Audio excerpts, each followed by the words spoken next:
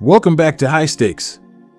Today, we will be discussing the following NFL matches that is happening on Thursday, September 28, 2023.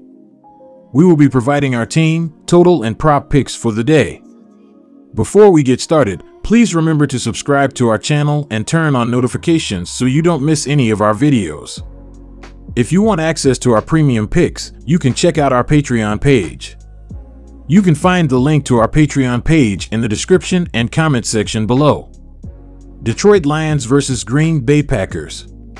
Take the Lions to win and cover. The Lions drafted tight end Sam Laporta with the 34th pick of the most recent NFL draft. He is the first NFL tight end to have 5 catches in each of his first 2 games, and his 18 catches through 3 games is also the most ever by a tight end. Quarterback Jared Goff praised Laporta's recent performance after the game, saying, "He's a stud. He has a great feel for the game. Great hands, obviously, and great speed." Goff has been solid in the Lions' 2-1 start. He has completed 69.9% of his passes for 273 passing yards per game, with 5 touchdowns and 2 interceptions. Goff does not run the ball often, but did have a 3-yard designed run for a touchdown against Atlanta. Laporta is having an excellent start for a rookie tight end, but veteran receiver Amon-Ra St. Brown is putting up even bigger numbers. Through 3 games, St. Brown has 21 catches for 275 yards and a touchdown. Running back David Montgomery sat out last week's game with a thigh injury, allowing rookie Jahmyr Gibbs to step in with 80 yards on 17 carries against Atlanta. Detroit's defense stepped up against Atlanta. They did not allow any touchdowns and sacked Desmond Ridder 7 times in the game. Defensive end Aiden Hutchinson had 2 of those sacks after not having any in his first 2 games. Cornerback Jerry Jacobs is leading the team in tackles with 20 on the season.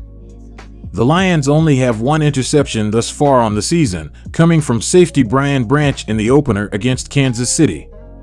The Packers' recent formula for winning doesn't appear sustainable, and the Lions seem like strong contenders for the division title. Green Bay did mount an exciting comeback, but it's worth noting that Love only completed 50% of his passes. No Packers player rushed for more than 40 yards, and they were facing a backup quarterback at home. Everything seemed to align perfectly for Green Bay in that game, and it's unlikely to be the case against Detroit. Furthermore, the Packers' key offensive players continue to be plagued by injuries, and the Lions' defense has shown significant improvement. Aiden Hutchinson, in particular, made a significant impact last week with 2 sacks and is poised to consistently pressure Love throughout the game. On the offensive side, the Lions have been performing well. Goff has developed good chemistry with Laporta and St. Brown early on, and rookie running back Gibbs has displayed his potential. In contrast, Green Bay relied on some fortunate breaks to defeat the Saints, and it's improbable that they will enjoy the same level of luck again. The Lions possess greater big play potential and are likely to outscore the Packers on the road. Take the over. In the history of the Green Bay Packers, they have never come back from being down 17 in the 4th quarter to win a game until last week. Jordan Love led the comeback for the Packers, who went on an 18-0 run to win the game. Head coach Matt LaFleur perfectly executed the analytic move of going for 2 when you score a touchdown down 14. This allowed Green Bay to go up 1 on their final touchdown of the game and hold on as the Saints missed a game-winning field goal late in the 4th.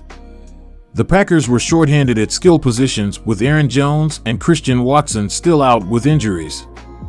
Jordan Love threw for 259 yards, but only completed 50% of his passes on the day. Love has been limiting big mistakes. He threw his first interception against the Saints and has a 7-to-1 TD/INT ratio on the year.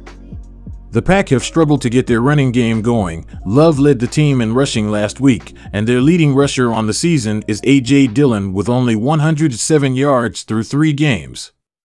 Young receivers Jaden Reed, 9 rec, 148 yards, 2 TDs, and Romeo Dew, 11 rec, 129 yards, 3 TDs, have stepped up while waiting for Watson to return. The Packers had their best defensive effort of the season last week. They did not allow any second-half points to the Saints, though it is worth nothing that Derek Carr left the game with an injury and Jameis Winston finished the game at QB. Linebacker Quay Walker leads the team in tackles with 28. Linebacker Rashawn Gary is up to 3.5 sacks on the year, and the Packers have just 2 interceptions through 3 games. This is the lowest total the Lions have seen this season, as their high-power offense is expected to put up points this season. Lions have scored 20 or more in all 3 games and will continue the trend against an average Packers defense. The Pack have gone over the total in 2 of their 3 games this season. Jordan Love does not take a lot of risks, but he does protect the ball, which leads to scoring drives. Each team may be getting some skill position players back in the lineup. Thursday night games tend to be sloppy, but offensive mistakes can lead to quick points in the other direction. Expect a high-scoring matchup in Green Bay.